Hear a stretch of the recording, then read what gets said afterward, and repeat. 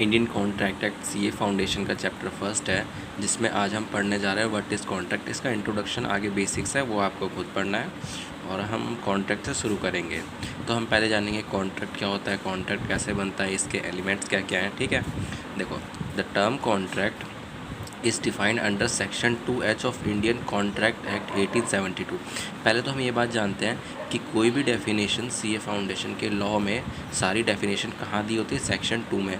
और ये जो सेक्शन 2 के आगे H लिखा होता है, इसे हम सब सेक्शन नहीं बोलते हैं, इसे हम क्लॉज बोलते हैं। जैसे कि section 2 clause H, section 2 clause E, section 2 clause F।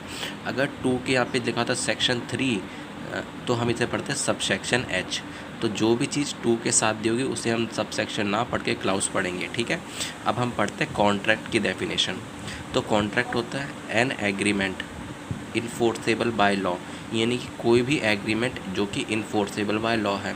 यहाँ पे जो इन्फोर्सेबल बाय लॉ है, इसका मतलब है लीगल ऑब्लिगेशन अराइज करना, जिसको कोर्ट प्रूव कर सके कि ये लीगल है, इसमें कुछ ऑब्लिगेशंस है और इसको कोर्ट इम्प्लाई कर सके इस कॉन्ट्रैक्ट को। ठीक है, तो हम एग्रीमेंट पढ़ेंगे, आगे हमें इन्फोर्सेबल भी पढ़ना है। ठीक है, तो देखो, the contract consist of 2 essential elements. जो कॉन्ट्रैक्ट है उसमें 2 एसेंशियल एलिमेंट होते हैं, पहला एन एग्रीमेंट और दूसरा it is enforceable by law. Agreement, enforceable by law, क्या 2 एलिमेंट कौन से होने चाहिए, एग्रीमेंट, इन्फोर्सेबल बाय लॉ।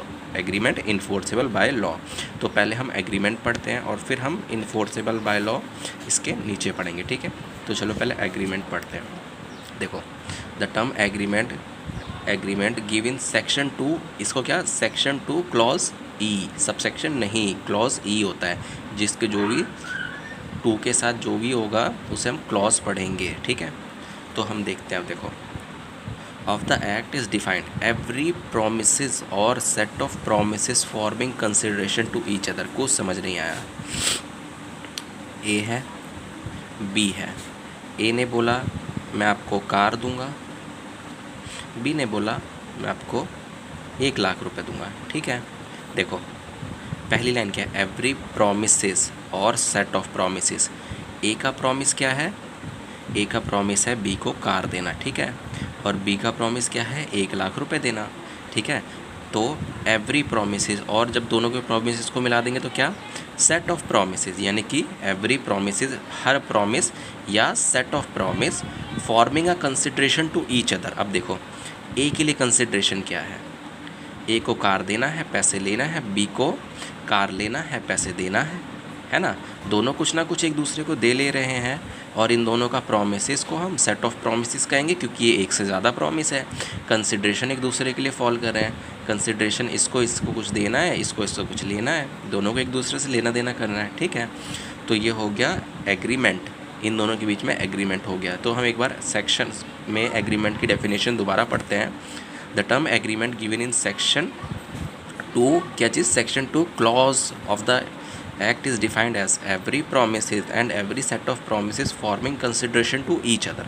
हमने देख लिया, ए का प्रॉमिस था कार देना, बी का प्रॉमिस था 1,00,000 रुपये देना, ये हो गया सेट ऑफ प्रोमिसेस। कंसिडरेशन क्या है, कार लेना, 1,00,000 देना।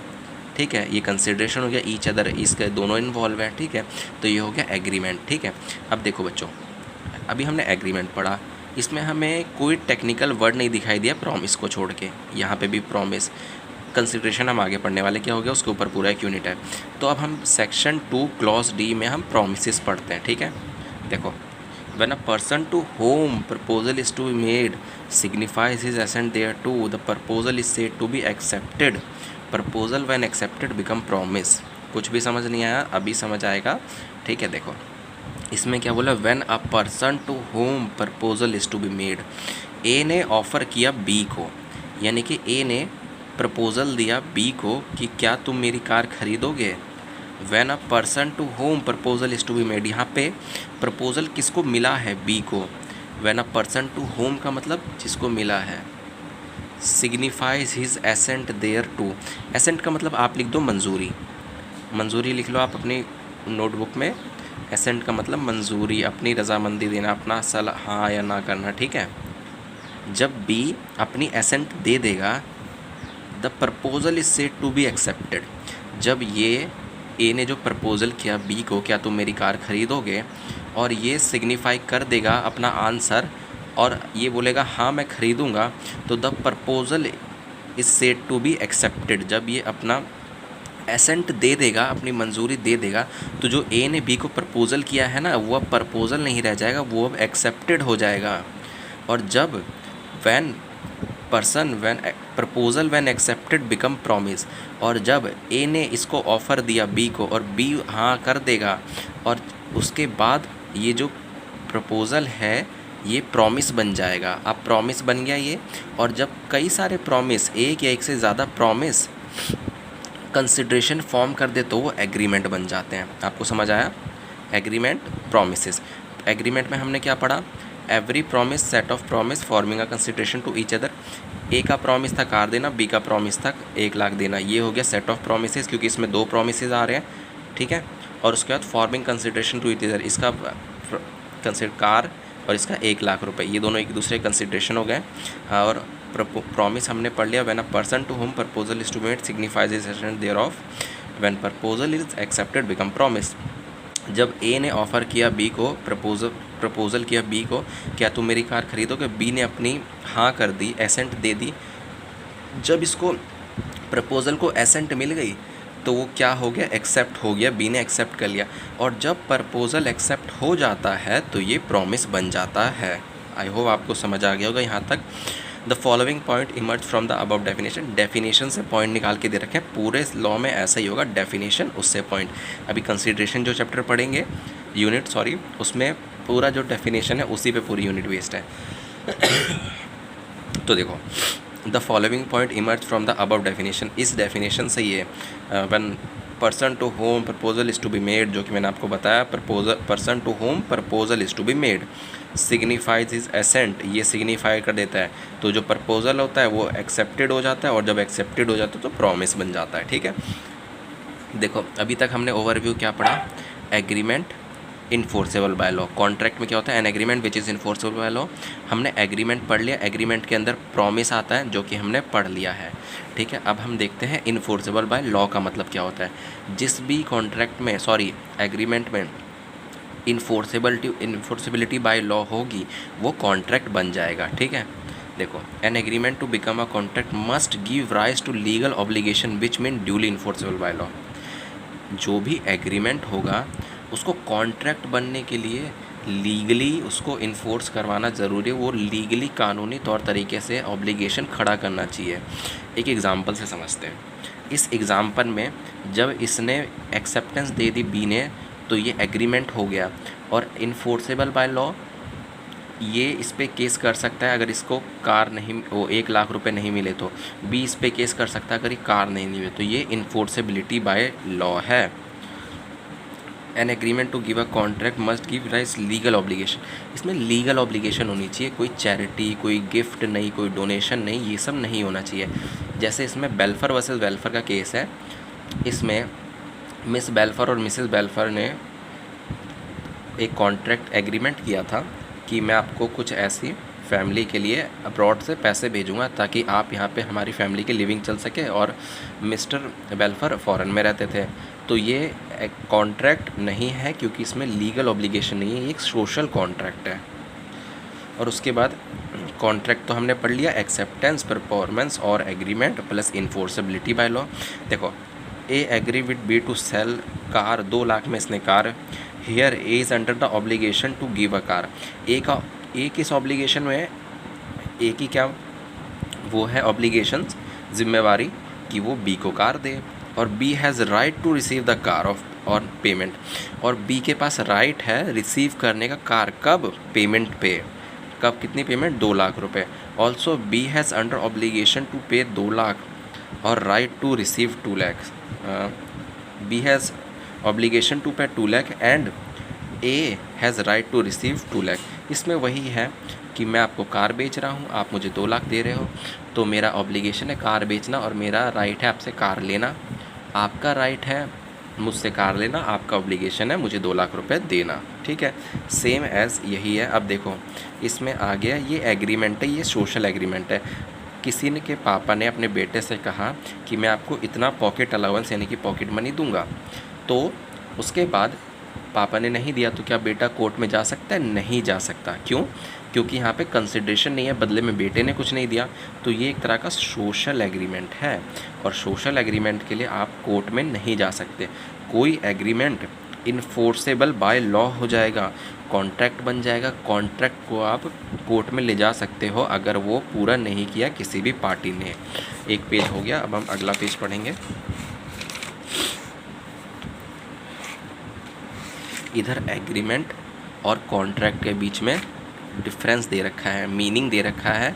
ये मीनिंग डेफिनेशन से लिए स्कोप देखो, एग्रीमेंट एक वाइडर टर्म है, कॉन्ट्रैक्ट एक नैरोअर टर्म है। एग्रीमेंट क्योंकि सोशल को भी इंक्लूड करता है और लीगल को भी इंक्लूड करता है। सोशल जैसे कि बिना कुछ किए, बिना किसी कंसिडरेशन के पापा हमें पॉकेट मनी दे रहे थे 500, तो वो सोशल। लीगल मतलब किसी के लिए कोई काम करने से वो पे कर रहा है, ये भी ये आता है एग्रीमेंट में। और कॉन्ट्रैक्ट में सिर्फ वो कॉन्ट्रैक्ट आते हैं जो कि लीगल होते हैं, ठीक है। लीगल ऑब्लिगेशन इसमें हो भी सकती है, इसमें नहीं भी हो सकती। नेसेसरी इसमें होगी, लीगल ऑब्लिगेशन इसमें होगी। Nature, all agreement are contract but all contract are not agreement. देखो, एग्रीमेंट में इन्फोर्सेबिलिटी बाय लॉ हो जाएगी तो वो कॉन्ट्रैक्ट बन जाएगा। तो जो भी कॉन्ट्रैक्ट होगा वो सारे agreement plus enforceability by law is equal to contract. तो देखो, अगर किसी में ये नहीं हुआ इन्फोर्सेबल बाय लॉ तो भी वो एग्रीमेंट है, और अगर इन्फोर्सेबल बाय लॉ एग्रीमेंट में जुड़ गया हो तो वो कॉन्ट्रैक्ट है। मतलब कहीं ना कहीं कॉन्ट्रैक्ट में एग्रीमेंट भी आ रहा है। तो इसीलिए ये बोला गया है कि हर कॉन्ट्रैक्ट जितने भी होते हैं वो सारे एग्रीमेंट होते हैं, क्योंकि एग्रीमेंट में ही जब वो इन्फोर्सेबिलिटी बाय लॉ लग जाता है तो वो कॉन्ट्रैक्ट बन जाता है। लेकिन हर एग्रीमेंट जो होता है वो कॉन्ट्रैक्ट नहीं होता है। क्यों? क्योंकि जब तक एग्रीमेंट में इन्फोर्सेबिलिटी बाय लॉ नहीं होगा वो कॉन्ट्रैक्ट नहीं बनेगा। इसको आप घर पे एक बार फिर से पढ़ेंगे। देखिए, essential of valid contract. Valid contract की कुछ एसेंशियल कुछ हैं जो कि सेक्शन 10 में दे रखे हैं, कुछ हैं जो कि नहीं दे रखे हैं। सेक्शन 10 वाले ये रहे, सेक्शन 10 में नहीं दिए वो वाले ये रहे। देखो, एग्रीमेंट होना चाहिए, हमने आगे पढ़ ही लिया। फ्री कंसेंट होनी चाहिए। कंसेंट मतलब सहमति फ्री होनी चाहिए। कोई बंदूक दिखा के सहमति नहीं लेनी चाहिए, कोई दड़ा धमका के सहमति नहीं लेनी चाहिए। Competency of the party. Party योग्य होनी चाहिए, कॉम्पिटेंट होनी चाहिए कॉन्ट्रैक्ट करने के लिए। छोटे बच्चे नहीं होने चाहिए 18 साल से कम के। ऐसा कोई आदमी जिसको हमारा लॉ, हमारी गवर्नमेंट ही मना करेगी इसके साथ कॉन्ट्रैक्ट करना है, वो नहीं होना चाहिए। या जिसका दिमाग कम है, जो नशे में है, जो इडियट है, वो नहीं होना चाहिए। लॉफुल कंसिडरेशन होना चाहिए। कॉन्ट्रैक्ट में जो कंसिडरेशन होना चाहिए वो भी लॉफुल होना चाहिए। लॉफुल कंसिडरेशन का मतलब क्या होता है? अगर आप मेरे को बोल रहे हो कि सर मैं आपको 1 लाख रुपए दूंगा, आप बदले में मुझे कोई भी XYZ कोई भी इलीगल चीज़ सप्लाई कीजिए, तो सर वो नहीं हो पाएगा, क्योंकि वो लीगल कंसिडरेशन नहीं है। और लीगल ऑब्जेक्ट भी होना चाहिए कि हम जो काम कर रहे हैं वो लीगली पॉसिबल होना चाहिए लीगली, और not expressly declare to be void, यानी कि लॉ उसे मना नहीं करना चाहिए कि ये नहीं हो सकता है। लॉ में वो चीज़ अलाउ होनी चाहिए। तो हम इसे अभी यहाँ पे पढ़ेंगे अब, और हम देखते हैं। देखो, जो नहीं दी रखी सेक्शन 10 में वो पढ़ेंगे। ये तो होनी चाहिए, देखो ये भी होनी चाहिए, और ये नहीं दे रखी सेक्शन 10 में, लेकिन ये भी हम मानते हैं ये भी होनी चाहिए। आपको जो मैं बोल रहा हूँ उसको आप यहाँ पे पेंसिल से लिख सकते हैं, फिर ईज़ होगा आपको याद करने में, ठीक है। देखो, 2 पार्टी होनी चाहिए। अब कोई बंदा, आप खुद से तो कॉन्ट्रैक्ट नहीं कर सकते हो, आप खुद ही कोई कार नहीं बेच सकते, और खुद ही से 1 लाख रुपए दूसरे हाथ में तो नहीं डाल सकते हो कि एक हाथ से आपने 1 लाख रुपए उठाए और अपने उल्टे हाथ को पकड़ा दिए, और अपने उल्टे हाथ से कार की चाबी अपने सीधे हाथ को पकड़ा दी। ऐसा तो हो नहीं सकता है, ठीक है। तो 2 पार्टी होनी चाहिए। पार्टी कोई भी हो सकती है, ठीक है। पार्टी में आर्टिफिशियल पर्सन हो सकता है, लीगल पर्सन हो सकता है, नेचुरल पर्सन हो सकता है। आप एक घर में रिलेशन में भी कॉन्ट्रैक्ट हो सकता है। हस्बैंड वाइफ के बीच में कॉन्ट्रैक्ट होता है, हस्बैंड सन के बीच में कॉन्ट्रैक्ट हो सकता है, वाइफ डॉटर, वाइफ सन, किसी के भी बीच में कॉन्ट्रैक्ट हो सकता है। बट वो 2 सेपरेट पर्सन होने चाहिए, उनकी आइडेंटिटी सेपरेट होनी चाहिए, ठीक है। देखो, intention to create legal obligation. दोनों पार्टी का इंटेंशन होना चाहिए लीगल ऑब्लिगेशन अराइज करने का। अगर पार्टी चाहती नहीं है लीगल ऑब्लिगेशन अराइज हो तो वो कॉन्ट्रैक्ट होगा ही नहीं। जैसे मैंने मिस्टर बेल्फर और मिसिस बेल्फर वाला बताया था आपको। अगर मिसिस बेल्फर चाहती कि ये जो मुझे अलाउंस दे रहे हैं घर चलाने के लिए, इसको मैं लीगली इन्फोर्स करा लूँ, तो वो कॉन्ट्रैक्ट बनता। मिसिस बेल्फर ने नहीं कराया, उसको कोई रिटर्न में नहीं लिखवाया, कोई उस पर स्टैम्प पेपर वगैरह नहीं बनाया, कोई रजिस्ट्रेशन नहीं करवाया, तो वो लीगल नहीं है। Fulfilment of legal formalities,